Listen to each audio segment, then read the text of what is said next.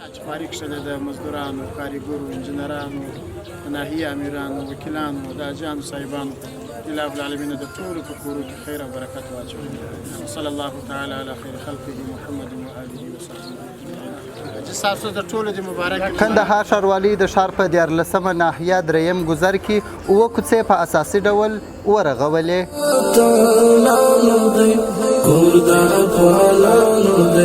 دغه کوڅې چې نن ورځ رسما ګټې اخیستنې ته وسپارل شوې، پکښې د کندهار ښاروالي مرستیال مفتي قدرت الله الوصال، د ښارسازي رئیس، د سرحدونو او قبایلو چارو رئیس، د یونپس مؤسسې ساحوي مسؤلینو، د 14مې ناحیې امیر او همدارنګه د یاد ګذر وکیل عوامو هیوادوالو ګډون کړي وو.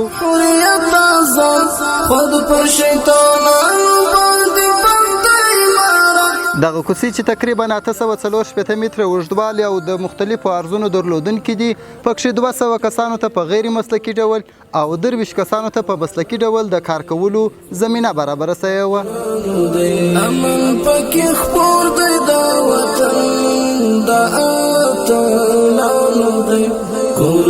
د دغه کوڅو په اساسي رغولو سره د همدې سیمې اوسیدونکو زیاته خوښي وښودل او د کندهار ښاروالۍ څخه یې ځانګړې مننه وکړل. اوس بیخي شکر د وسایو د مخه موږ بیخي په عذاب وله چې حقیقت بیخي ډېرې خاورې بیخي په عذاب ولو الحمدلله شکر بیخي مخکې دلته داسې مشکلات دوړې وې، ډبونه وه، مریض هم پر وخت باندې نه رسېدی.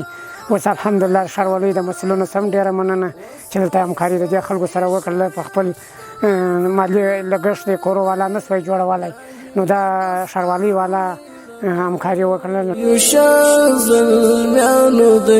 کور د افغانانو دی، کور د افغانانو دی، امن پکې